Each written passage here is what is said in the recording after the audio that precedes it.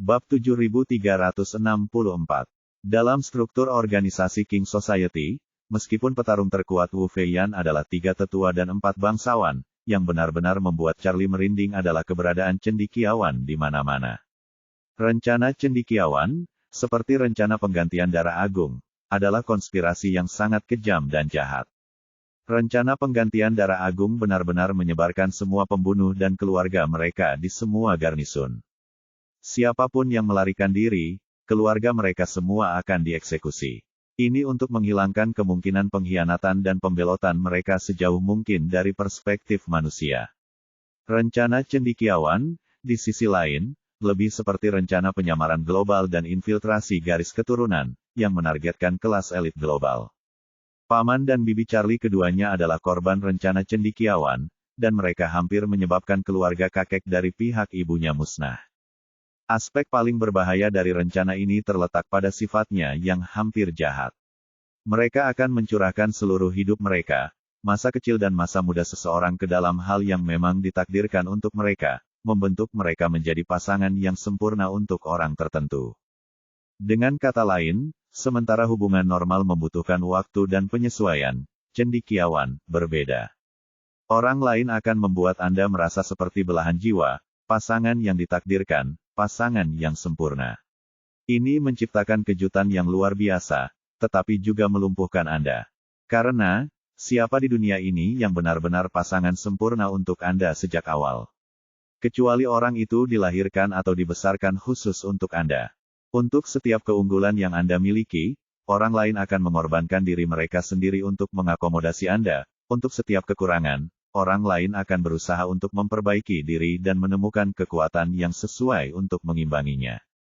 Inilah kunci pengaruh cendekiawan yang meluas. Begitu Anda bersama orang seperti itu, tidak ada seorang pun di dunia ini yang lebih cocok untuk Anda.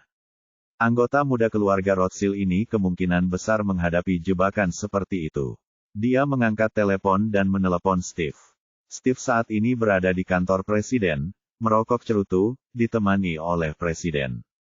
Dia tidak tertarik pada Stanford, maupun sains atau dunia akademis, jadi dia sama sekali tidak mengenal kehidupan universitas. Saat itu, sambil merokok cerutu di kantor rektor, satu-satunya penyesalannya adalah tidak adanya seorang pemandu sorak universitas yang muda dan cantik dalam pelukannya. Setelah menerima telepon dari Charlie, dia tersenyum hormat dan bertanya, "Tuan Wade, di mana Anda? Ada yang bisa saya bantu?" Charlie bertanya kepadanya, "Steve, apakah keluarga Anda memiliki kerabat yang lebih muda yang kuliah di Stanford?" "Saya rasa itu Robert Rothschild." Steve mengerutkan kening dan berkata, "Robert, bocah nakal itu kuliah di sini. Saya tidak terlalu memperhatikannya. Dia cucu dari saudara laki-laki keempat saya. Dia seharusnya baru mulai kuliah belum lama ini. Saya bahkan tidak tahu di mana dia kuliah." "Tuan Wade, Anda pernah bertemu dengannya?" Charlie mengangguk setuju dan berkata, "Saya baru saja melihatnya bermain basket." "Ceritakan tentang keluarga saudara laki-laki keempat Anda." "Saudaraku yang keempat." Steve tiba-tiba menjadi marah tanpa alasan yang jelas dan berkata dengan geram, "Orang itu bajingan yang licik dan oportunis. Selama bertahun-tahun, dia fokus pada Silicon Valley dan industri teknologi. Putra sulungnya lulus dari Stanford, dan Robert adalah putra sulung dari putra sulungnya." Charlie bertanya lagi, "Ada detail lain?" Steve berpikir sejenak, "Soal detail, sepertinya tidak ada yang spesial. Mereka berbasis di California, dan saya biasanya tidak banyak berhubungan dengan mereka." Charlie bertanya, "Lalu, apakah ada persyaratan khusus untuk pernikahan anggota langsung keluarga Rothschild Anda?" Steve berkata, "Tentu saja ada. Pertama, untuk keturunan langsung, persyaratan pernikahan terutama adalah kekuatan dan status keluarga lain. Kedua, garis keturunan keluarga lain. Keluarga tersebut harus berasal dari garis keturunan bangsawan kuno, dan harus keturunan barat, kulit putih murni. Sejarah keluarga harus tahan uji setidaknya selama 2 atau 300 tahun. Jika bukan keturunan langsung, persyaratannya akan lebih longgar." Charlie bertanya kepadanya, "Jadi, Anda dan anggota keluarga Anda termasuk dalam garis keturunan langsung, tetapi garis keturunan saudara keempat Anda tidak dihitung, kan?" Steve langsung berkata, tentu saja. Aku belum naik tahta. Begitu aku naik tahta, meskipun saudara keempatku dan keluarganya juga memiliki nama keluarga Rothschild, mereka akan dianggap sebagai cabang sampingan. Ketika anak-anakku naik tahta, anak-anakku yang lain juga akan terpisah. Mereka hanya akan semakin menjauh dari inti keluarga Rothschild kita. Charlie bertanya lagi, lalu bagaimana dengan saudara keempatmu? Apakah mungkin cucu saudaraku diizinkan menikahi wanita berdarah campuran? Steve berpikir sejenak dan berkata, jika Robert ingin menikahi wanita blasteran, setidaknya tidak sekarang, karena mereka masih dianggap sebagai keturunan langsung generasi pertama. Semua keturunan langsung generasi pertama harus mengajukan permohonan kepada klan keluarga dan permohonan tersebut akan ditinjau oleh para tetua keluarga. Hanya mereka yang lolos peninjauan yang dapat menikah. Jika mereka menikah tanpa persetujuan atau permohonan, hukumannya sangat berat. Namun, begitu saya naik tahta, mereka akan segera dikeluarkan dari kategori keturunan langsung generasi pertama. Pada saat itu, mereka akan memiliki otonomi dalam pernikahan mereka, dan persyaratannya tidak akan terlalu ketat. Dalam hal garis keturunan, selama 50% darah putih barat dapat dijamin, 50% lainnya tidak wajib. Bisa hitam atau kuning. Charlie mengangkat alisnya, menatap gadis blasteran yang sangat cantik di ruangan itu, dan menghela napas dalam hati. Tampaknya perkumpulan penghancur telah lama mengetahui berbagai persyaratan internal keluarga Rothschild dan telah mulai menyesuaikan pernikahan blasteran untuk mereka. Steve kemudian menambahkan, ngomong-ngomong, Tuan Wade, meskipun seseorang berdarah campuran 50%, kami tetap memiliki persyaratan mengenai latar belakang keluarga. Bukan sembarang orang berdarah campuran, setidaknya, darah putih 50% harus berasal dari keluarga yang bergengsi dan memiliki nilai sejarah penting. Jika tidak, itu sama sekali tidak dapat diterima. Charlie mengerti. Tampaknya para cendekiawan dari Breaking the King Society tidak lagi hanya keturunan Tionghoa, mereka bahkan telah memulai integrasi garis keturunan global. Masalah terbesar mereka saat ini adalah mereka belum menembus persyaratan garis keturunan dan identitas khusus dari lingkaran elit teratas di berbagai negara. Setelah mereka menembus lapisan-lapisan ini, suatu hari mereka mungkin dapat memengaruhi keputusan Gedung Putih dan arah seluruh Amerika Serikat, seperti halnya orang Yahudi. Jika dipikirkan seperti ini, jangkauan dan pengaruh global Wu Feiyan di berbagai wilayah dan bidang jauh lebih luas daripada yang dia ketahui. Karena sangat tertarik, Charlie segera berkata kepada Steve, bagaimana kalau begini, kau atur makan malam-malam ini dan undang keponakan buyutmu. Aku ingin mengenalnya. Steve secara naluriah menjawab, Tuan Wade, bagaimana mungkin bocah kecil itu pantas makan malam dengan Anda? Jika Anda ingin bertemu dengannya, saya akan menyuruhnya datang dan memberi hormat kepada Anda. Charlie berkata, Anda terlalu banyak bicara omong kosong. Saya punya alasan sendiri ingin bertemu dengannya. Atur saja. Dan, ingat untuk bertanya secara halus apakah dia punya pacar. Jika ya, ajak dia juga. Mata Steve berbinar, dan dia langsung berkata, Tuan Wade, Anda tidak mungkin mengincar pacar anak itu, kan? Charlie berpikir dalam hati bahwa pikiran orang tua ini cukup kotor, tetapi dia tidak menjelaskan lebih lanjut, hanya menginstruksikannya, lakukan seperti yang saya minta. Malam ini saya ingin bertemu Robert Rothschild dan pacarnya. Steve segera berkata, tidak masalah, Tuan Wade, jangan khawatir, saya akan mengatur semuanya dengan sempurna. Jika anak itu berani mengatakan sepatah kata pun yang menentangnya, saya akan menamparkan mulutnya. Saat itu, di tepi lapangan, Robert Rothschild merasa jauh lebih baik berkat penghiburan penuh perhatian dari pacarnya. Pelatih meniup peluit, babak kedua pertandingan latihan akan segera dimulai. Gadis tinggi keturunan campuran itu berkata pada Robert sambil tersenyum, Robert. Ingat apa yang kukatakan, kamu harus menyesuaikan taktik tepat waktu untuk mengecoh lawan. Aku akan mengawasi dari pinggir lapangan untuk membantumu dan, begitu saat yang tepat tiba, aku akan memberimu isyarat untuk mengingatkanmu.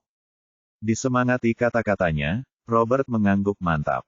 Sudah lama dia tahu pacarnya ini tidak hanya mahasiswa elit yang menonjol, tapi juga ahli yang paham berbagai olahraga, terutama sepak bola Amerika. Penilaian dan pemahamannya terhadap situasi pertandingan sebenarnya tidak kalah dari pelatih tim kampus, dan sering memberinya saran-saran bagus. Ini juga salah satu alasan kenapa dia sangat terpikat padanya.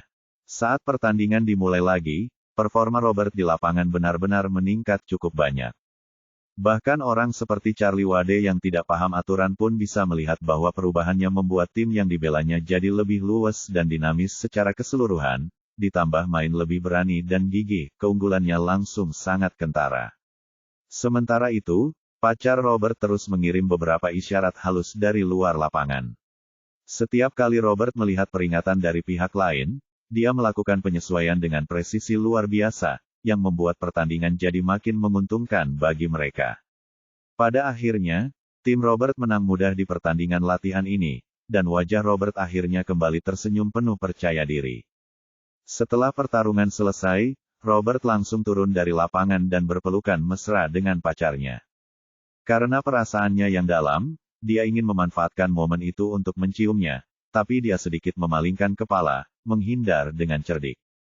Menyandarkan dagu di bahunya, dia berkata sambil tersenyum, "Robert, aku belum siap memberikan ciuman pertamaku, beri aku waktu sedikit lagi." Kekecewaan di wajah Robert jelas terlihat.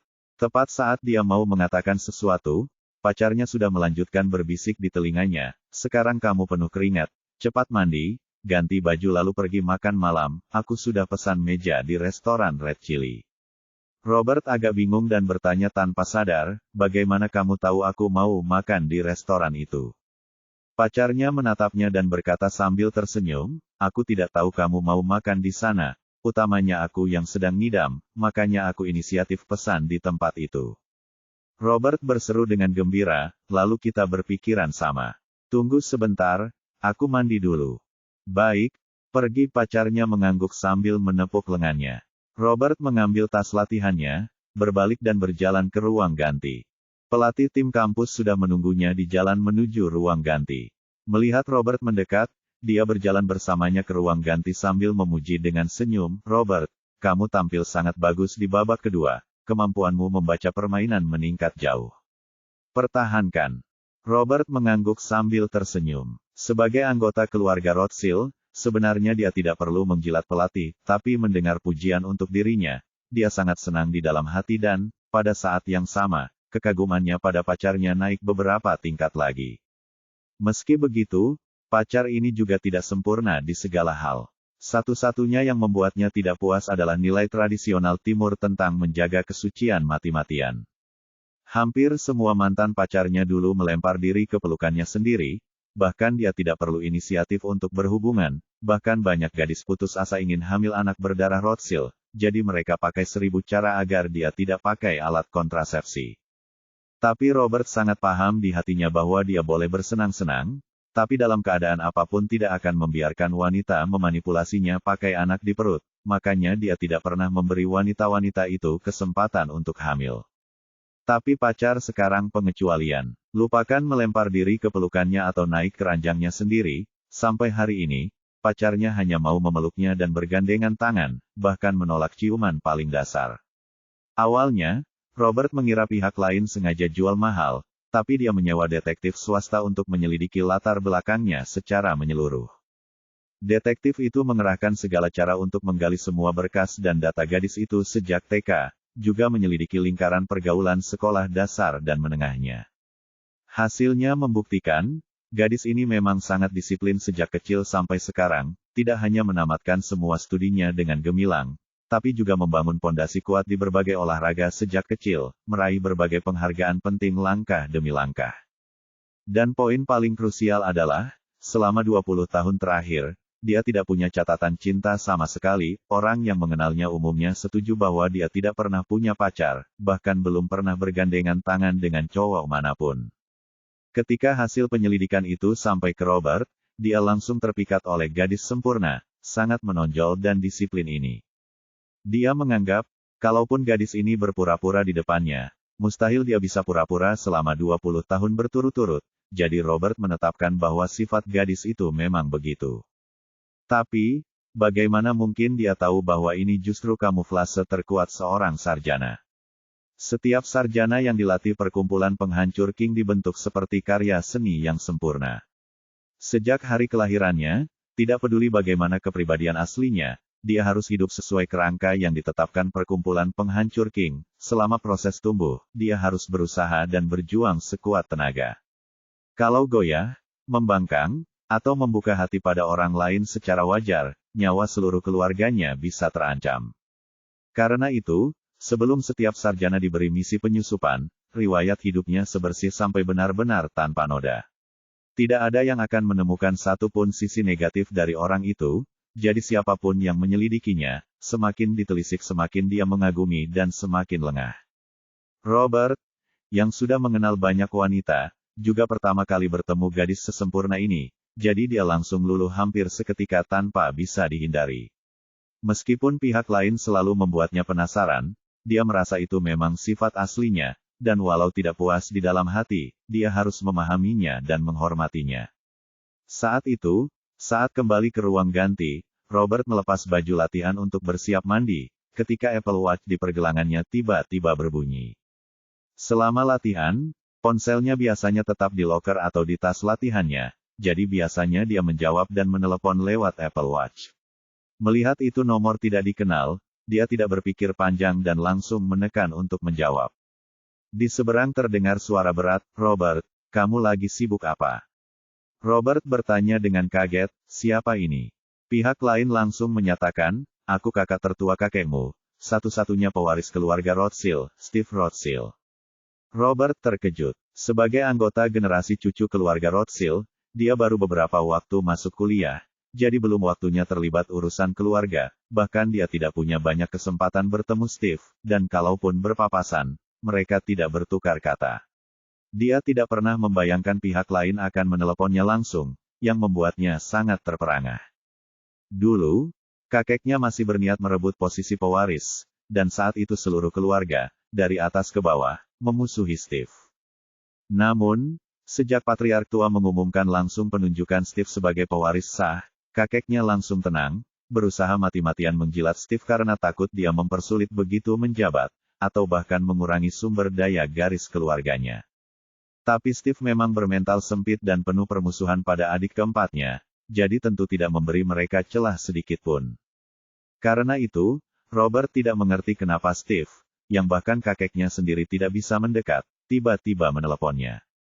Robert bertanya dengan takut dan gemetar, "Kakek Steve, ada yang bisa saya bantu?"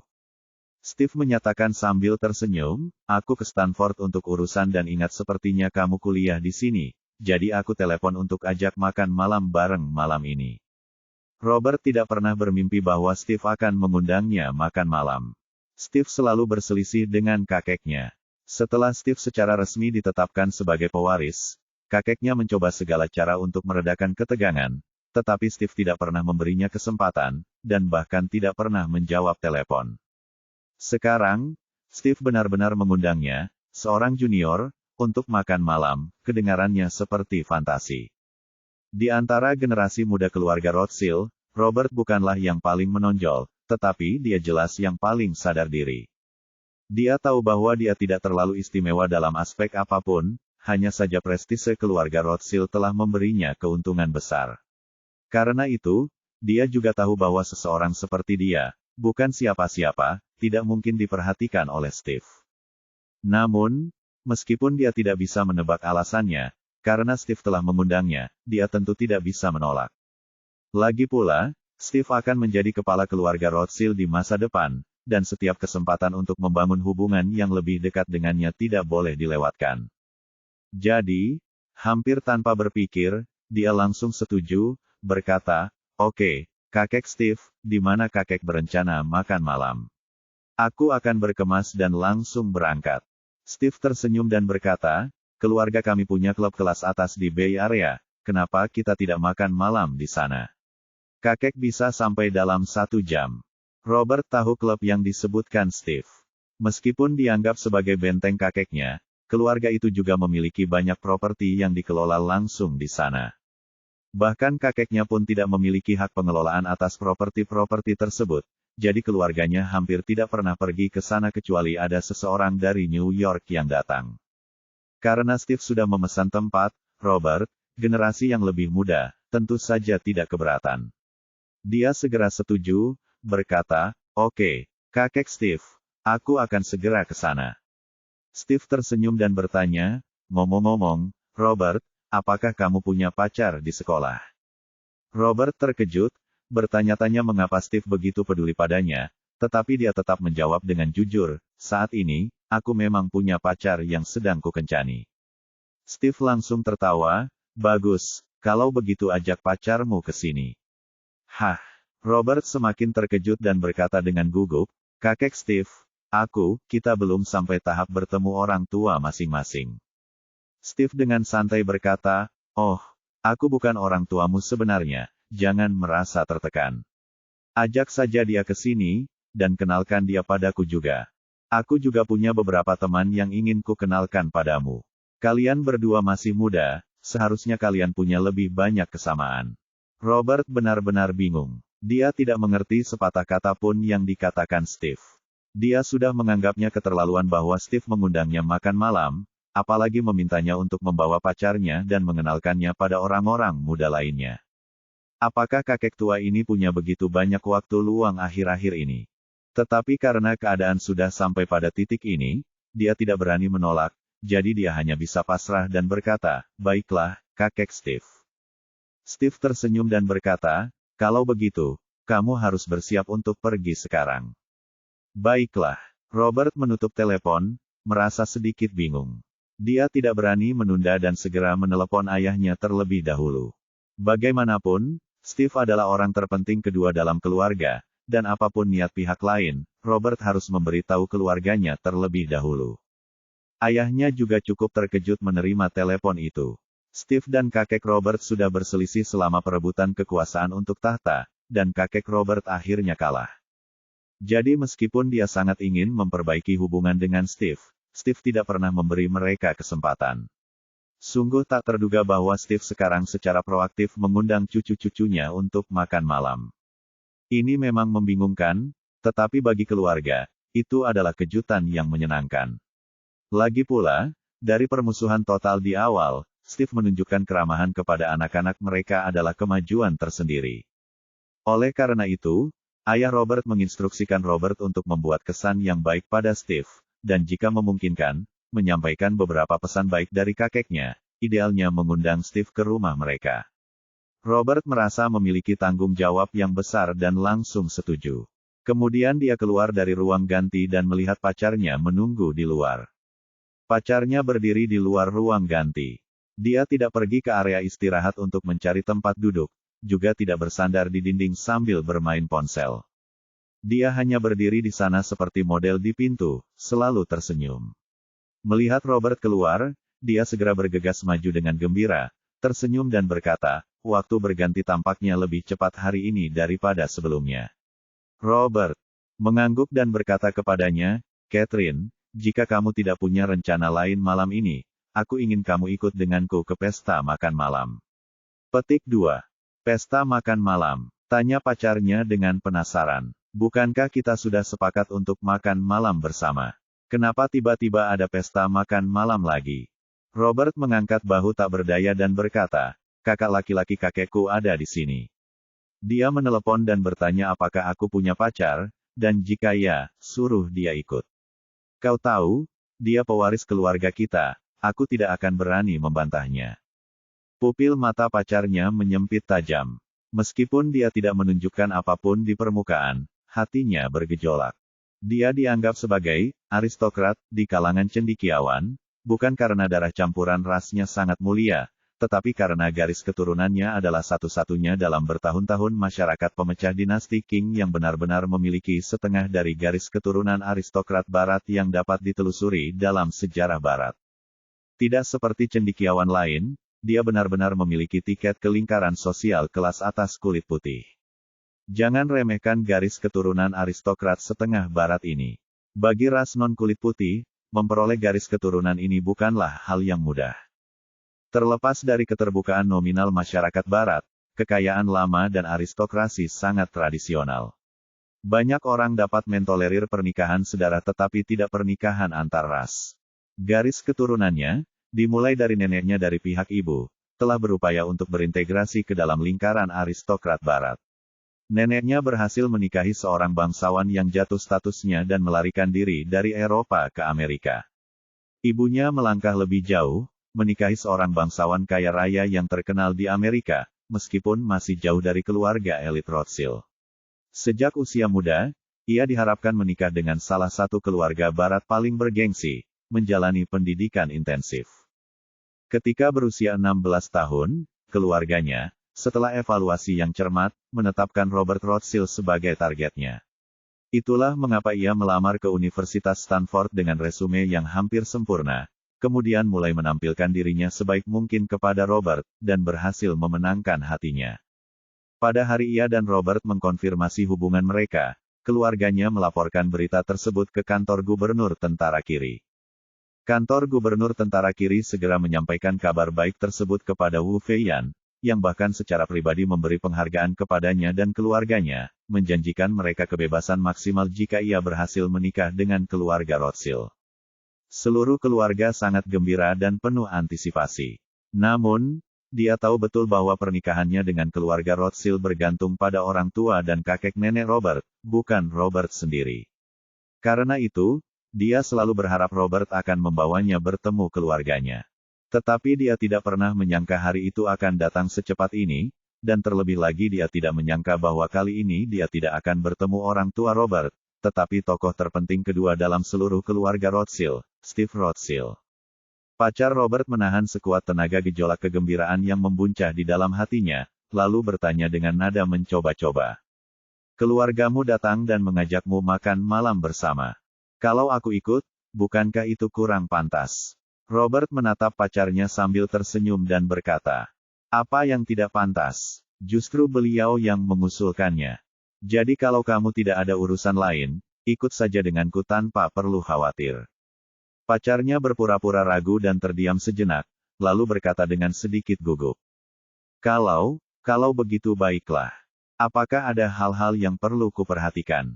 Beritahu aku lebih dulu, jangan sampai aku membuatmu malu. Melihat ekspresi gugup pacarnya, hati Robert dipenuhi rasa sayang. Tanpa sadar ia mengulurkan tangan dan mengusap lembut pipinya sambil tersenyum. Tidak ada yang perlu diperhatikan. Meskipun beliau adalah orang nomor 2 di keluarga Rothschild, hari ini kamu cukup menganggapnya sebagai seorang tetua biasa saja. Pacarnya mengangguk pelan dan berkata, masih ada waktu, kan? Aku ingin kembali untuk berganti pakaian. Bagaimanapun juga, aku harus mengenakan sesuatu yang lebih formal. Robert mengangguk sambil tersenyum. Masih sempat. Aku akan menemanimu ke asrama. Pacarnya mengangguk ringan. Dengan ditemani Robert, ia pun menuju gedung asrama putri tempat tinggalnya. Lingkungan asrama putri di Stanford sangat baik. Gedung yang ditempatinya memiliki tata ruang 2 kamar tidur dan 1 ruang tamu, di mana 2 kamar berisi masing-masing 2 orang penghuni berbagi 1 ruang tamu yang sama. Meskipun pada siang hari mahasiswa laki-laki diperbolehkan keluar masuk asrama putri, Robert tetap bersikap sangat sopan. Ia menunggu di lantai bawah dan membiarkan pacarnya naik sendiri. Dengan langkah cepat, sang pacar kembali ke kamar asramanya yang berada di lantai 3. Begitu membuka pintu, ia melihat 3 mahasiswi sedang duduk di sofa ruang tamu, masing-masing sibuk dengan ponselnya. Melihat dirinya masuk, 2 di antaranya hanya mengangguk sekilas sebagai basa-basi, sementara seorang gadis lainnya tersenyum dan berkata, Rachel, kamu sudah kembali. Rachel Getty, itulah nama asli sang suseng wanita itu. Meskipun ia memiliki setengah darah Tionghoa, ayahnya adalah anggota keluarga Getty. Karena itu, identitas yang ia tunjukkan kepada dunia luar adalah sebagai putri keluarga Getty. Di Amerika Serikat, keluarga Getty juga termasuk keluarga bangsawan lama yang memiliki sejarah panjang dan cukup terkenal. Begitu Rachel Getty menutup pintu kamar, ketiga gadis yang duduk di sofa langsung berdiri serempak. Salah seorang mengambil tas dari tangannya, sementara 2 lainnya berdiri di belakangnya dan mulai memijat bahu serta merilekskan otot-ototnya dari sisi kiri dan kanan. Rachel Getty mengangkat tangan untuk menghentikan mereka, lalu berkata, Tunggu di sini. Aku ada sesuatu yang harus kulaporkan kepada keluarga. Ketiganya segera mengangguk hormat dan tetap berdiri di tempat tanpa bergerak. Ketiga gadis itu juga merupakan para Suseng, dan semuanya berdarah campuran. Namun, berbeda dengan Rahel Getty, mereka tidak memiliki latar belakang keluarga yang begitu terkemuka. Walaupun sejak kecil mereka juga dibesarkan dan dididik dengan sangat baik, karena tidak memiliki identitas bangsawan, tugas mereka di sini adalah sepenuhnya mendukung serta melindungi penyamaran dan identitas Rahel Getty. Di luar kamar asrama ini, hubungan mereka dengan Rahel Getty hanyalah hubungan biasa antar teman sekamar. Tetapi begitu berada di dalam kamar ini, segala sesuatu berpusat pada Rahel Getty. Saat itu Rahel Getty melangkah masuk ke kamar tidurnya, lalu segera menelepon ibunya. Telepon pun tersambung. Dari seberang sana terdengar suara seorang wanita yang bertanya dalam bahasa Mandarin. Xiao Qiu, sekarang belum waktunya laporan rutin. Ada urusan penting. Rahel Getty sulit menyembunyikan kegembiraannya saat berkata, Bu, Paman Buyut Robert datang. Kakak laki-laki dari kakek Robert, sekaligus pewaris sah keluarga Rothschild, Steve Rothschild. Wanita di seberang telepon itu bertanya dengan heran. Steve Rothschild. Dia pergi ke California. Benar, jawab Rahel Getty penuh semangat. Bukan hanya datang ke California, dia bahkan datang ke Bay Area. Dia juga ingin mentraktir Robert makan malam. Yang lebih tidak terduga lagi, dia bertanya apakah Robert punya pacar. Robert mengakui identitasku di hadapannya lewat telepon, dan Steve bahkan meminta Robert membawaku untuk ikut menghadiri jamuan makan malam. Wanita itu terdiam sesaat, lalu berkata dengan penuh kegembiraan. Benarkah? Ini luar biasa. Bukan saja Robert secara terbuka mengakui hubungan kalian di hadapan anggota penting keluarganya, kamu juga mendapat kesempatan berkenalan dengan tokoh nomor 2 keluarga Rothschild. Harapan terbesar Lord Ying terhadap garis keturunan kita selama ini adalah agar kamu bisa menikah ke dalam keluarga Rothschild. Sekarang tampaknya peluang itu semakin besar. Rahel Getty juga sangat bersemangat. Ia tahu bahwa rencana infiltrasi Wu Feiyan tidak pernah berhenti. Kalangan elit dan masyarakat kelas atas barat merupakan kepingan terakhir dari peta besar infiltrasi yang selama ini ingin disusunnya. Namun justru kepingan itulah yang belum berhasil dirangkai selama bertahun-tahun. Kini, Rahel merasa dirinya semakin dekat untuk membantu Wu Feiyan melengkapi bagian terakhir dari puzzle tersebut. Ibunya kembali berpesan dari seberang telepon. Xiao Qiu, kamu harus mengerahkan seluruh kemampuanmu. Buatlah Steve Rothschild terkesan denganmu. Jika kamu bisa meninggalkan kesan yang baik padanya, itu pasti akan sangat membantu masa depanmu. Rahel Getty menjawab dengan penuh keyakinan. Bu, jangan khawatir. Aku akan melakukan yang terbaik dan mengerahkan seluruh kemampuanku. Tanda hubung tanda hubung tanda hubung tanda hubung tanda hubung tanda hubung tanda hubung tanda hubung tanda hubung tanda hubung. Sementara itu, Charlie dan Lin Wanner hampir selesai berkeliling seluruh kampus Stanford. Lin Wanner tahu bahwa malam ini Charlie akan bertemu dengan Robert dan pacarnya yang merupakan seorang Susheng, maka ia pun bertanya dengan penuh perhatian. Tuan muda, apa rencana Anda malam ini? Charlie mencibir dingin dan berkata, bisa menjalin hubungan dengan keluarga Rothschild menunjukkan bahwa garis keturunan Susheng ini memang bekerja sangat keras. Kemungkinan besar mereka telah menjadi alat bagi Wu Feiyan untuk menyusup ke kalangan elit barat. Apapun yang terjadi, aku ingin terlebih dahulu memutus jalur masuknya ke keluarga Rothschild, lalu melihat apakah dari dirinya aku bisa menemukan titik terobosan.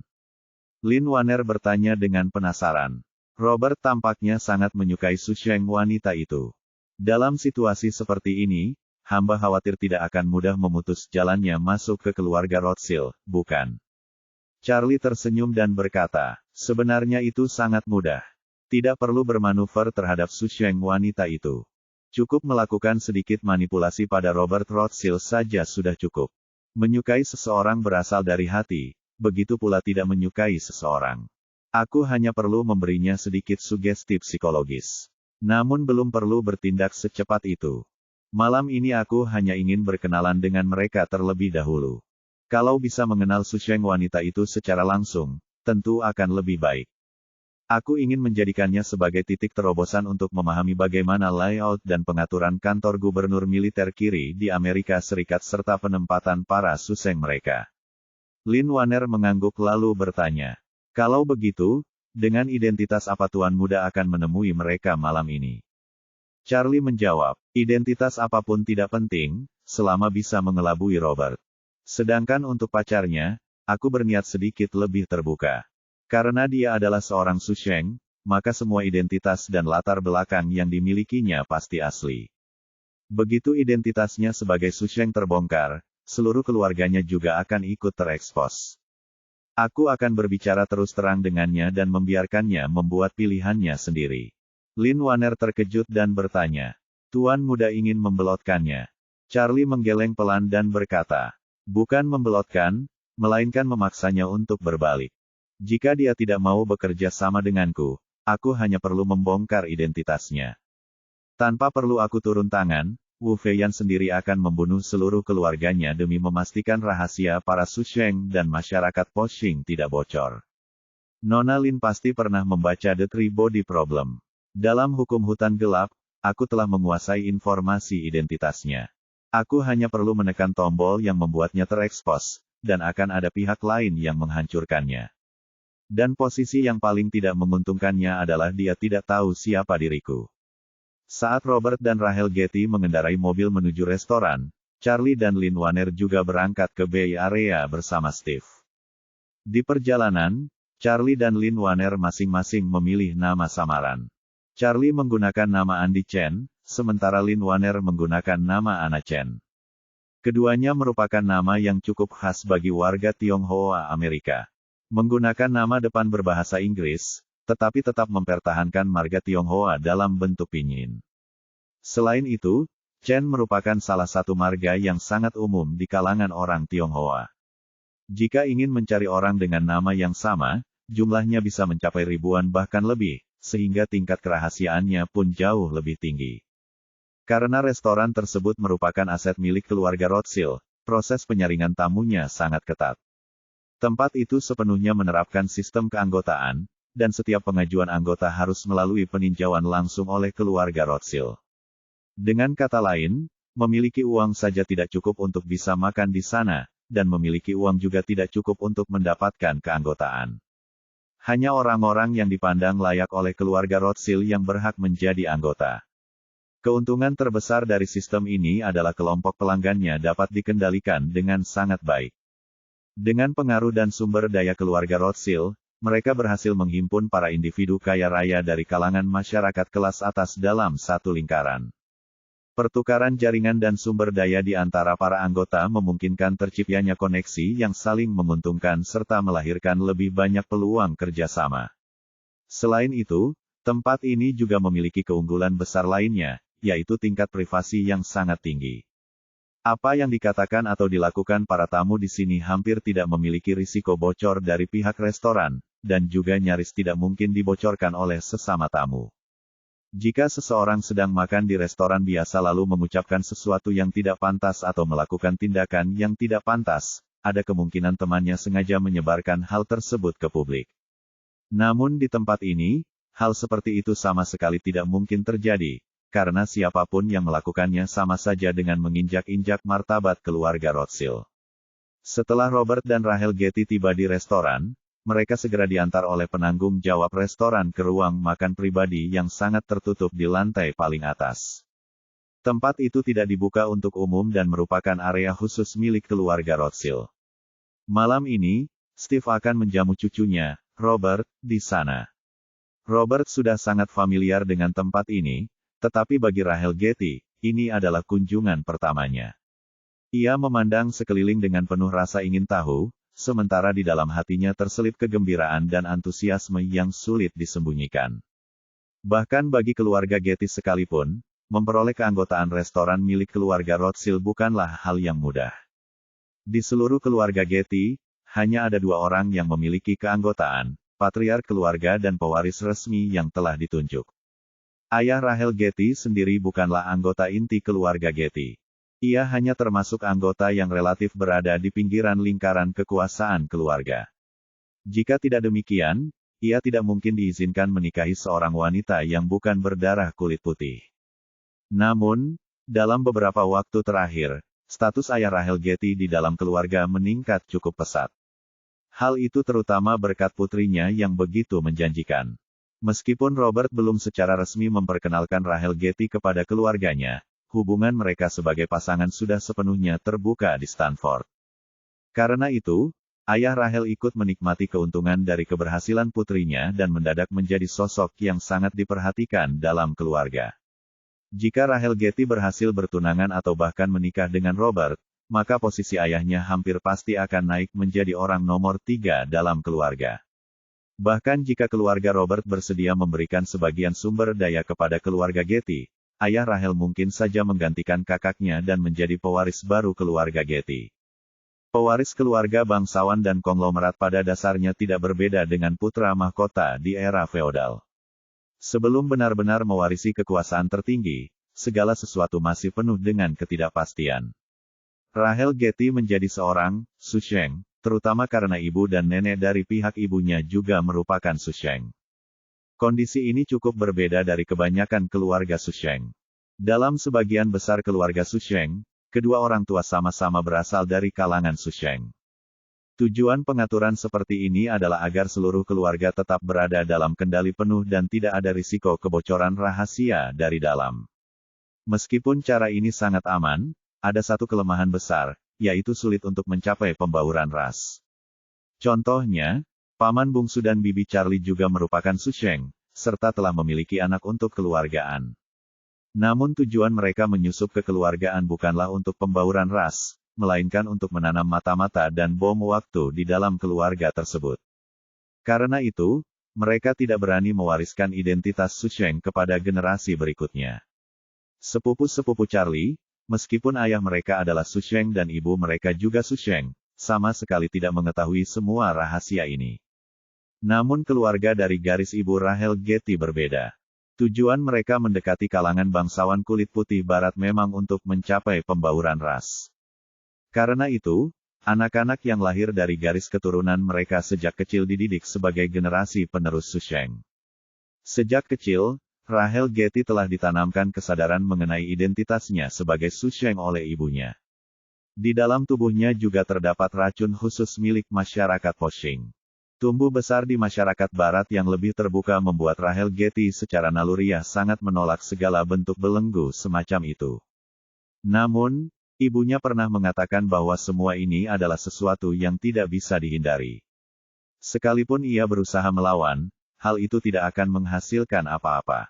Sebaliknya, tindakan tersebut justru sangat mungkin menyeret kedua keluarga orang tuanya ke dalam malapetaka.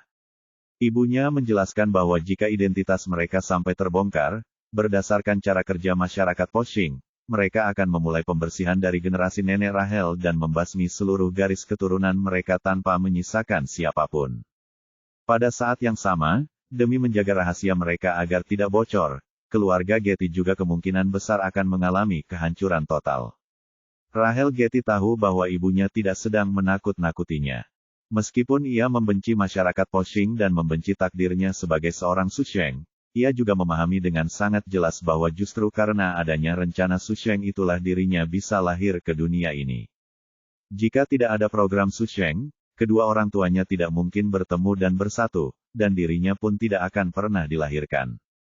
Takdir semacam ini sangat mirip dengan keluarga yang memiliki seorang anak penderita leukemia, lalu orang tuanya memutuskan untuk melahirkan anak lagi demi menyelamatkan sang kakak. Mereka berharap sel punca darah dari adik yang baru lahir dapat menyelamatkan nyawa anak yang lebih tua. Itulah tujuan kelahiran sang adik, sekaligus tanggung jawab yang telah ditetapkan untuknya bahkan sebelum ia lahir. Meskipun dari sudut pandang tertentu hal itu memang terasa kurang adil, kebanyakan orang pada akhirnya tetap dapat menerimanya. Begitu pula dengan Rachel Getty. Lambat laun, ia mulai menerima takdir yang melekat pada dirinya. Rachel Getty saat ini, meskipun di dalam hati sangat membenci masyarakat Poshing hingga ke tulang sumsum, tetap berharap dapat menjalankan perannya sebagai Susheng dengan baik, serta menyelesaikan tugas yang diberikan oleh keluarga dan masyarakat Poshing kepadanya. Hanya dengan cara itulah ia dapat memastikan keselamatan seluruh keluarganya, serta kehidupan mereka di masa depan, dapat terjamin. Jika ia berhasil melakukannya dengan baik, maka yang harus dikorbankan hanyalah kebahagiaan dirinya sendiri, sebagai imbalan atas keselamatan semua anggota keluarganya. Di dalam ruang pribadi itu, Rahel Getty tampak sedikit tertegun saat memandangi kemewahan sekelilingnya. Sementara itu, Robert yang berada di sampingnya justru terlihat gelisah dan tegang. Ia mondar-mandir di dalam ruangan sambil terus memikirkan tujuan sebenarnya Steve mengundangnya makan malam. Beberapa menit kemudian, pintu ruang pribadi itu didorong terbuka oleh seorang pelayan. Steve Rothschild melangkah masuk terlebih dahulu dengan senyum di wajahnya, lalu berkata kepada Robert dengan ramah. "Robert, terakhir kali aku bertemu denganmu, kau masih duduk di bangku sekolah menengah. Sekarang kau sudah tumbuh sebesar ini." Robert menjawab dengan gugup dan canggung. "Kakek Steve, Anda terlihat sama seperti beberapa tahun yang lalu." Steve tertawa dan berkata, "Bagus sekali, Robert. Setelah masuk universitas, cara bicaramu juga sudah jauh lebih dewasa." Robert tersenyum kecil, lalu bertanya dengan hati-hati. "Ngomong-ngomong, Kakek Steve, kenapa Anda tiba-tiba datang ke Stanford?" Steve menjawab sambil tersenyum. "Aku datang untuk menemui seorang teman, seorang pemuda berbakat sepertimu." Setelah berkata demikian, ia menoleh ke arah pintu dan berkata dengan senyum lebar. "Andy, silakan masuk. Aku akan memperkenalkan keponakan cucuku kepadamu." Robert dan Rahel sama-sama memandang ke arah pintu dengan penuh keterkejutan. Mereka tidak menyangka Steve ternyata membawa tamu lain, bahkan tampak berniat memperkenalkan tamunya itu kepada Robert secara khusus. Keduanya sedang bertanya-tanya siapa sebenarnya orang yang memiliki pengaruh sebesar itu hingga Steve sendiri bersedia menjadi perantara untuk memperkenalkannya, ketika Charlie dan Lynn Warner masuk ke dalam ruang pribadi sambil bergandengan tangan. Begitu melihat Charlie, Robert langsung tercengang hingga mulutnya menganga. Sementara itu, Rahel yang biasanya sangat pandai menyembunyikan emosinya pun benar-benar lupa untuk menutupi keterkejutan yang terpancar jelas di wajahnya. Bukan karena mereka mengenal Charlie atau Lynn Warner. Yang membuat mereka terkejut adalah karena mereka sama sekali tidak menyangka bahwa pemuda yang layak diperkenalkan secara pribadi oleh Steve ternyata adalah dua orang Asia ras kulit kuning murni. Dalam hal pengaruh rasial di Amerika Serikat, posisi orang Asia tentu masih jauh di bawah orang kulit putih yang mendominasi masyarakat Barat. Sedangkan Steve hampir bisa dikatakan berada di puncak piramida kalangan elit kulit putih Barat. Bahkan banyak tokoh politik pun tidak memiliki pengaruh nyata sebesar dirinya. Karena itu, Robert dan Rahel benar-benar tidak dapat memahami bagaimana mungkin dua orang Asia di depan mereka bisa mendapatkan perlakuan seperti ini.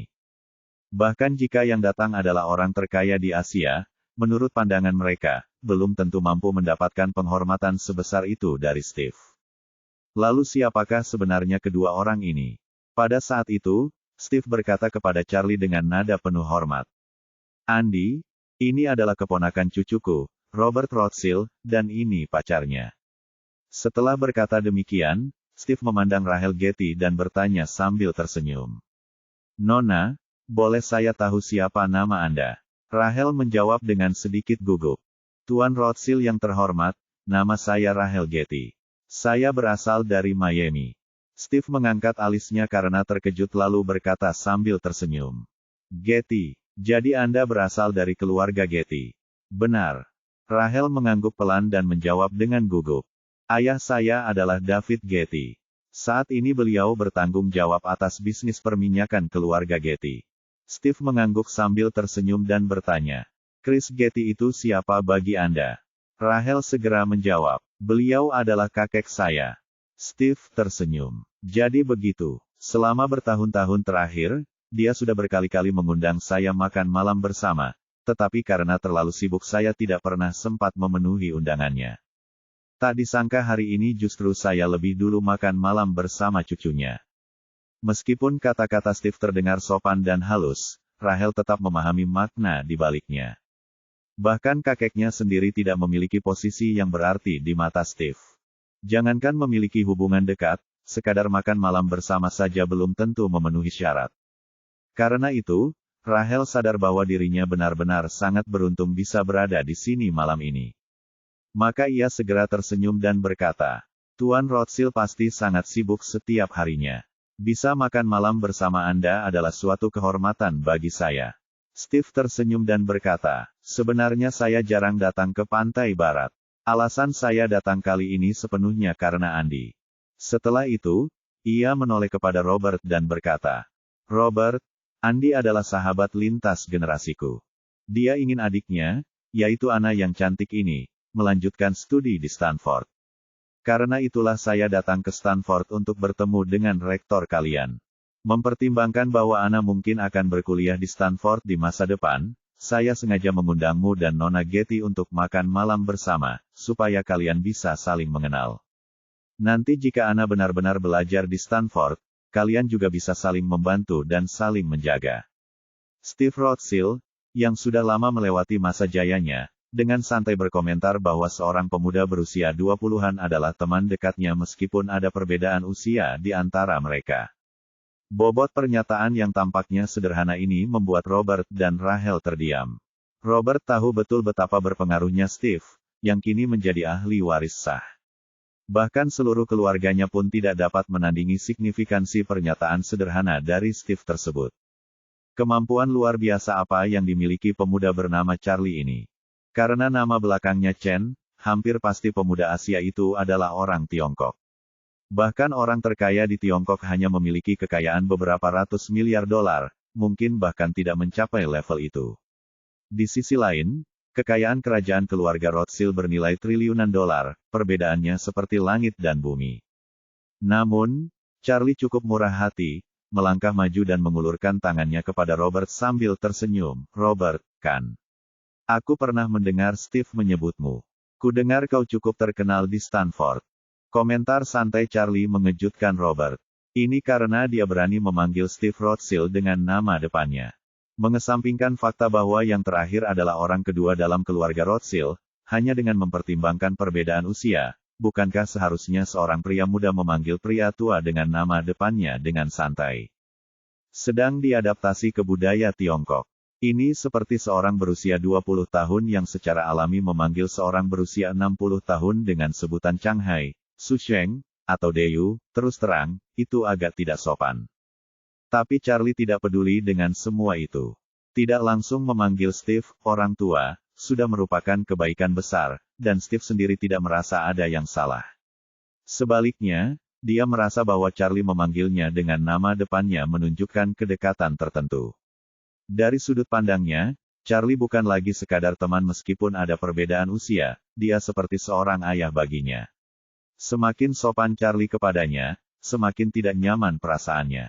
Melihat Robert membeku karena terkejut, Steve segera melangkah maju dan dengan tegas mendesaknya, "Robert, Andy sedang menjabat tanganmu. Sangat tidak sopan hanya berdiri di sana seperti itu." Kata-kata ini membuat kaki Robert lemas. Saat ini, dia bahkan tidak berani menebak siapa Charlie. Dia dengan cepat mengulurkan kedua tangannya untuk menjabat tangan Charlie, berkata dengan gugup dan meminta maaf, "Maaf, Tuan Chen, saya sedikit linglung tadi. Saya mungkin terlalu lelah karena latihan hari ini. Saya harap Anda tidak keberatan." Charlie dengan senang hati menerima permintaan maaf Robert, tersenyum dan berkata, "Tidak apa-apa, kita semua masih muda, tidak perlu terlalu sopan." Kemudian, Charlie menatap Rachel Getty, yang masih berdiri di sana dengan tercengang, dan bertanya sambil tersenyum, "Tidak tahu harus memanggil pacarmu apa?" Robert dengan cepat memperkenalkan diri, "Tuan Chen, izinkan saya memperkenalkan Anda. Ini pacar saya, Rachel Getty. Dia keturunan keluarga Getty dari Miami." Rachel sama sekali tidak yakin dengan latar belakang pemuda itu, hanya merasa bahwa dia tampak seperti orang terpenting di ruangan itu. Jadi dia segera mengulurkan tangannya dan sedikit membungkuk kepada Charlie, berkata, "Halo, Tuan Chen, senang bertemu dengan Anda." Charlie tahu bahwa Rachel pasti memiliki keturunan Tionghoa, tetapi dia sengaja menggodanya, "Nona Getty, Anda terlalu baik. Saya pikir Nona Getty tampaknya memiliki keturunan Asia. Apakah Anda orang Jepang?" "Tidak, tidak," Rachel dengan cepat melambaikan tangannya, dan berkata, "Nenek saya dari pihak ibu 100% Tionghoa, dan kakek saya dari pihak ibu setengah Tionghoa. Sejujurnya, di generasi saya, masih ada 37,5% darah Tionghoa dalam tubuh saya, tetapi karena saya lebih mirip ibu saya, garis keturunan Tionghoa saya lebih jelas." Charlie berpura-pura terkejut dan tertawa, "Oh, jadi kau masih sepertiga Tionghoa. Hebat sekali." Setelah mengatakan itu, Charlie menoleh ke Steve dan berkata dengan nada seorang pemimpin yang memberi instruksi kepada bawahannya, "Steve, kau harus menjaga Nona Getty dengan baik mulai sekarang. Anggap saja itu hal yang biasa."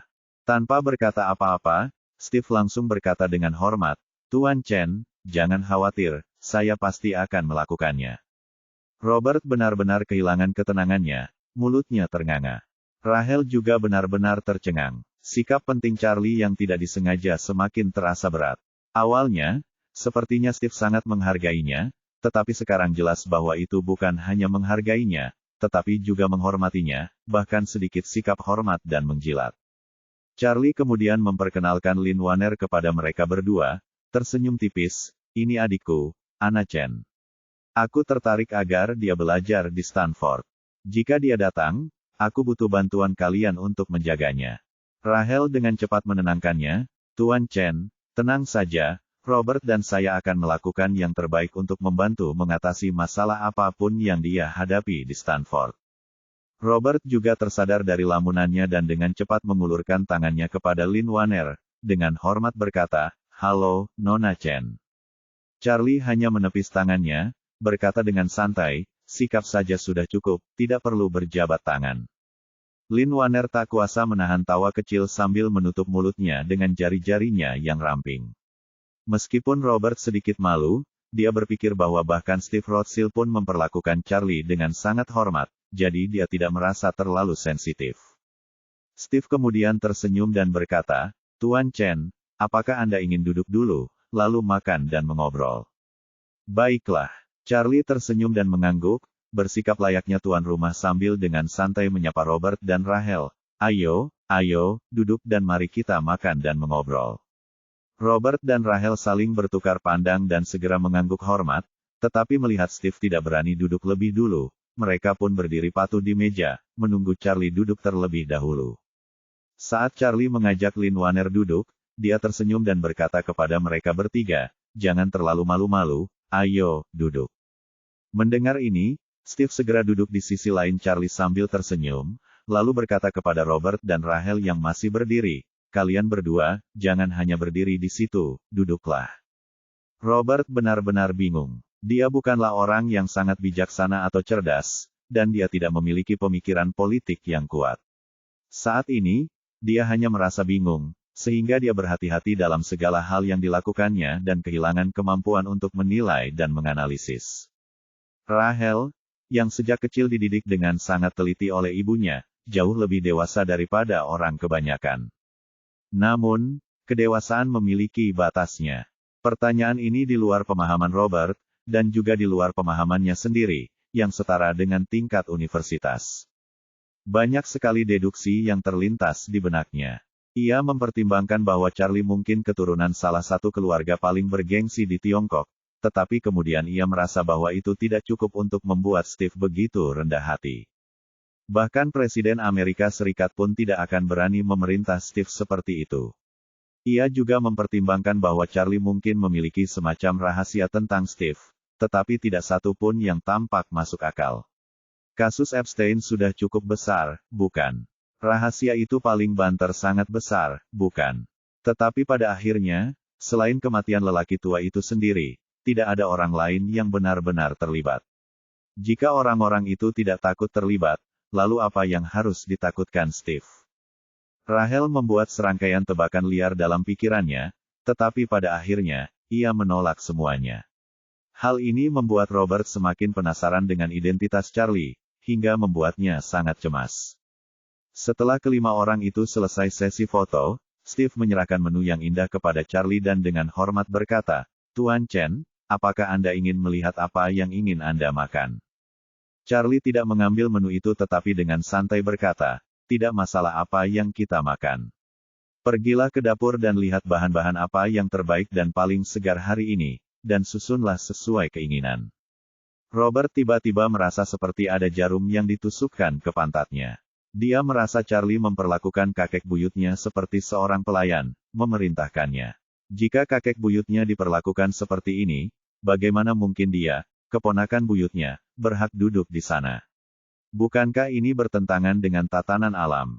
Steve, di sisi lain, langsung setuju sambil tersenyum, berkata, "Baiklah, Tuan Wade, saya akan segera pergi melihatnya." Steve tahu niat Charlie, dia ingin Charlie mengajak Robert juga. Tepat ketika ia hendak memanggil Robert, Robert yang gelisah berdiri sendiri, dengan gugup berkata, "Kakek Steve, aku akan ikut denganmu." Steve mengangguk dengan ekspresi puas, berpikir bahwa anak itu punya akal sehat.